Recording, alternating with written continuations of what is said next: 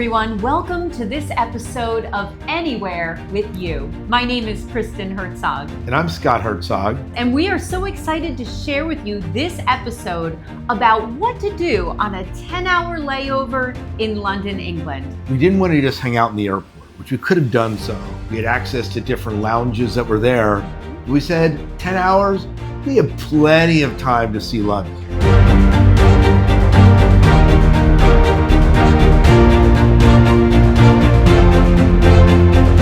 Anywhere with you, with Kristen and Scott. Come experience the world with us. Let's walk you through 10 hours in London. What did this look like for us? Okay, so the first thing I have to say is that this is the first international trip that we have taken where we did not bring a check-in bag. So because we had no baggage claim, we really breezed through customs and we were out the door in less than an hour. It was pretty painless and a lot of it is now automated. If it's been a while since you've traveled to London, just know that at least in our situation, it was pretty quick. When we got out of the airport, there were many ways to get into central London. You could have taken a bus, you could have taken a cab. All of those were pretty pricey. And we decided we were going to take the London Tube. London Tube is famous, so why not make that part of the experience, right? The good news is we came to Terminal 5 and the Piccadilly Line runs right into Heathrow. So it's perfect. It was pretty easy to find, but not that expensive.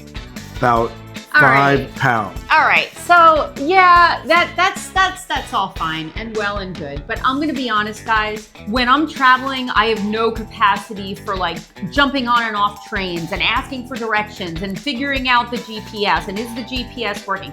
For me, if I was not traveling with this tech nerd over here, I would have absolutely taken a taxi. Yes, it's more expensive, but we were 3 people and I would have just taken it and been into the city faster. Yeah, one of the things we figured out early on is you don't need a subway pass. You can just go with your credit card and pay at the turnstile and go through. One of the things you do need to know going through is you need 3 separate credit cards, or they need to be on 3 separate accounts if you have 3 people like we were traveling with. So every person needs, you can't use the same credit card 3 different times to get through the turnstile.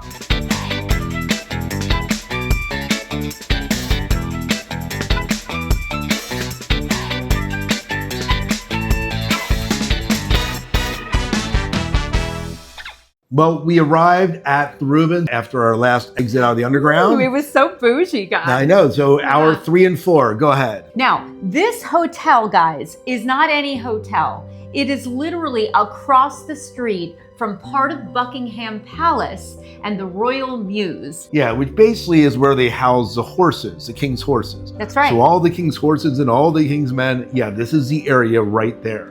Yeah. How did you come up with this idea to go do a high tea in London? Okay, so don't laugh, guys, but I'm really into Downton Abbey. I've been watching every episode with my son. Also have watched Bridgerton. I've watched The Crown. So I'm kind of semi-fascinated with the royal family and the British aristocracy. So I thought, what better way than to experience afternoon tea in London, England. You can't get closer to the royal family than across the street. Not to mention, you like a little bit of elegance in your life, right? So yeah, I mean, I didn't grow up fancy. My dad was a plumber. I'm from New Jersey, but I've always really loved like the nicer things. I'd rather spend my money traveling and experiencing stuff than really like going and buying like a Louis Vuitton handbag. I think the other thing you were kind of into was to see if you could take a farm boy from Lancaster County, Pennsylvania, and shove him into the middle of high tea across from the Royal Palace in London. There is a comedy effect to that. Okay, so you walk into the Rubens and the guy opens the door, welcome to the Rubens. And he opens the door, there's this like crystal chandelier and everybody's like, greetings. We're like, good morning. They're like, hello, madam. Everyone calls me madam. And I'm like, I don't know. Like on the one hand, like we don't use madam in the States for our international folks. We would say ma'am. But nobody calls me madam. So they're like, Madame. or madame. Ew. They're like, "Madam, greetings. Are you here for afternoon tea?" "Yes, we are here for afternoon tea." Mwahaha. So anyway, the guy, the maitre d', his name is Kamal. Thumbs up to Kamal because he's Fantastic guy. Yeah, like we felt like really made our experience. Yeah, like as soon as we walked in, we were like, okay. He's like, "Oh, you're a few minutes early, madam. Would you care for me to take your bags to the concierge?" I was like, "Yes, I would like you to take my bags because they're a pain in the butt." So he took the bags away, gave us a little ticket, and then he had us wait next to this cute little fireplace. Everything's like red and plush and velvety. It's so cute in there. Adorned in like gold plating. Is fantastic. Yes, you were so cute when you walked in. You were like, okay. Yeah. Totally out of my element as a farm boy, but here we were. I was across from the stables, so maybe that makes me in my element.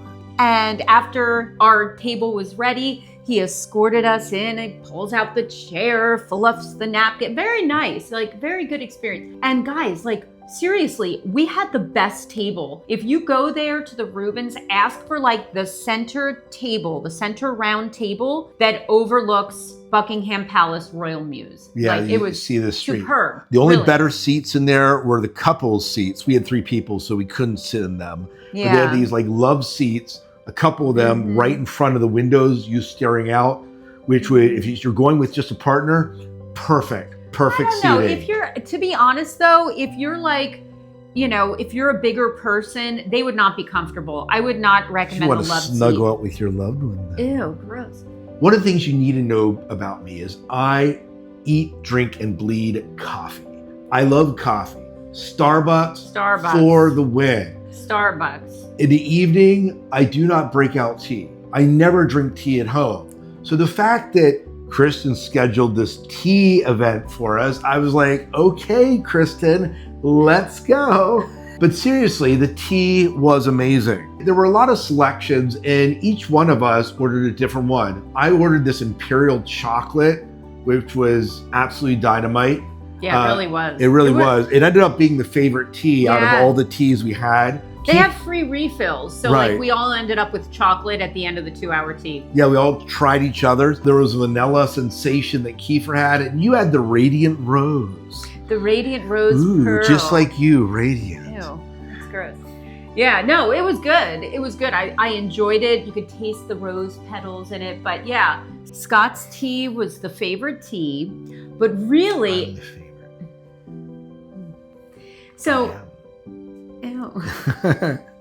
What did you buy at the airport and why? Okay, so guys, my man likes a hearty meal. I decided to buy at the airport a long like sub sandwich because I thought the man's gonna do the tea. My kid is gonna do the tea. We bought our 17-year-old son Kiefer with us, and I'm like, they're gonna complain after how hungry they are.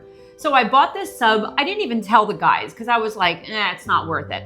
Bought it, shoved it in my backpack, and we did not need the sub sandwich. There was plenty of food when they came out. Now the food was very rich. It was a lot of creams and tarts and sugary like everything was homemade. But really the food in the afternoon tea was really just as good as the tea was.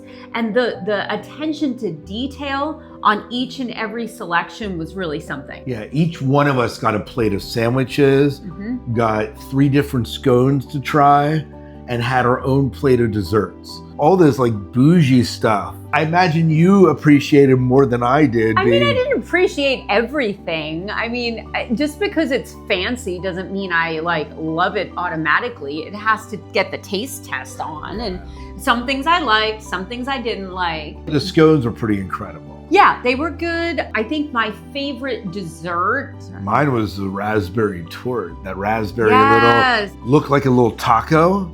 And that was delicious. Yeah. But there were a lot of good ones. Yeah, there really was. I would say that as far as like the amount of food goes and the way that you took your time to eat it, it was absolutely great. And really, we didn't eat until we got to the business lounge that night. I mean, it was very filling. Yes, absolutely. But it wasn't just the food. It was the atmosphere. Everyone's like quiet, talking quietly, which for us Americans, sometimes difficult for us to do. Yeah, they can see us coming a mile away, so guys. Seriously, we're pretty, so loud everywhere we go. But it was the atmosphere was nice. It was cough. It was very quiet. I liked that, right? Mm-hmm. Did you say it was? I did. When we were sitting there, we had the chance to see the royal carriages go in. 2 sets of them go in at different times into the royal mews. Yeah. Fascinating. Police pull up. They're like, who's showing up? They're stopping traffic both ways. Yeah, it was pretty. It was quite the show. And then you see these horses go through, and then traffic starts moving. And then they're like, again, like about half an hour later. Yeah. It was pretty impressive. It was. And like everybody is like dressed to the nines, the carriage driver and the guys on the back and the cops and the horse cops. There's so many things happening. It makes sense that royalty is eaten at the Rubens. Yep. Right across. Right across from there. Yeah. So Prince William and Kate, they both have had afternoon tea at the Rubens, we were told. The Queen did prior to the COVID pandemic. So it was kind of neat to just like sit in that atmosphere. So you may be wondering, ladies and gentlemen, is afternoon tea at this kind of place going to make your husband or son happy? And the answer is absolutely. We all walked away from that experience absolutely loving it. Even my 17-year-old son, absolutely loved it. He was like, that was cool. And is it worth the cost? Yeah, I think so. I would say so, yeah. It was, I mean, just because you're paying not just for the food, you're paying for the entire experience and where you're at. It was, I think, 70 euros for us per person, and you upgraded with a champagne toast. I didn't know it was an upgrade.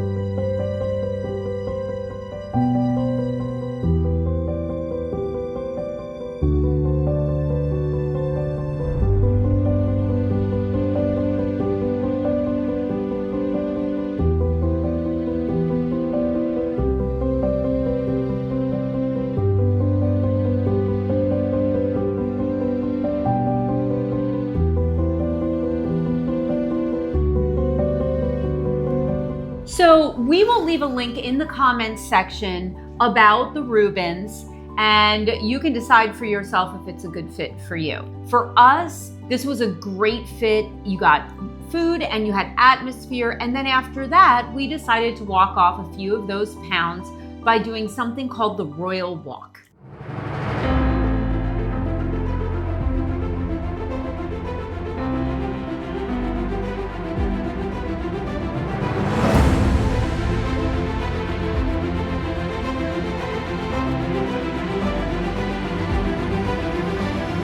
We found this royal walking tour. You found it, I think. Oh, I found it apparently. Yep. I found it online. I was like, is this any good? It's only $2 to download it and print it and take it with you. Plus you can do it for free. You don't need to download it. We weren't sure we were going to have signal in London. Yeah. So, it was kind of like, is this any good? Should we be hiring a tour guide? Should we be getting on the hop off? We did debate that for a while. But in the end, we thought, you know what?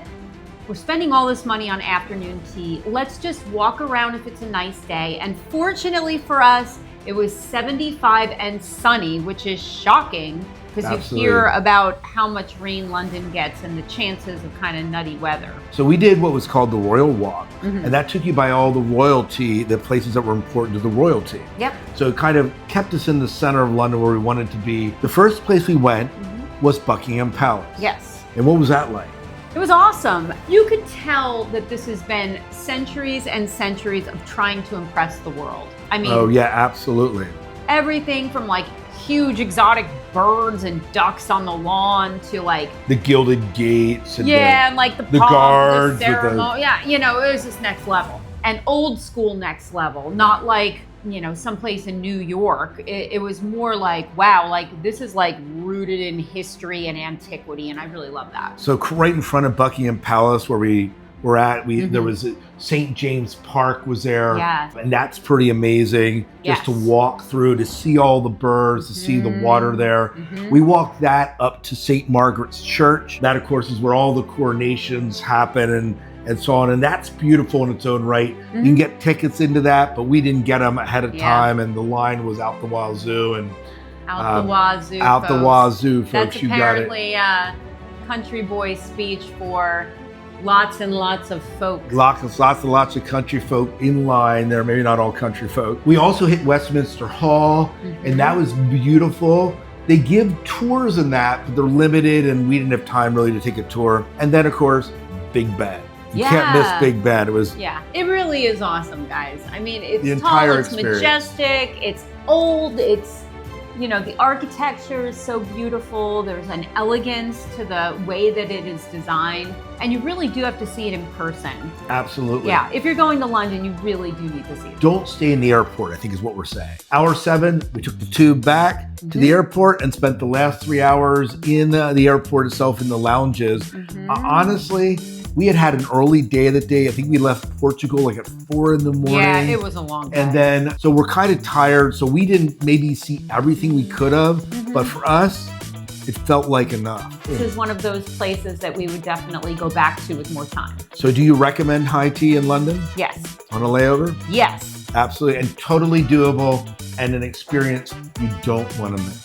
And if you have any questions about our visit or things that you wish we had covered, guys, we answer all of the comments. We're so happy you joined us on this episode. If you're curious about our lives before we started this channel, Anywhere With You, check out our former episodes from So I Married a Mennonite. In case you're curious, I'm the one who married the Mennonite. And if you don't know what a Mennonite is, you definitely want to check out some of those videos. It's true. Thanks so much for joining us, and we will see you next time. Bye.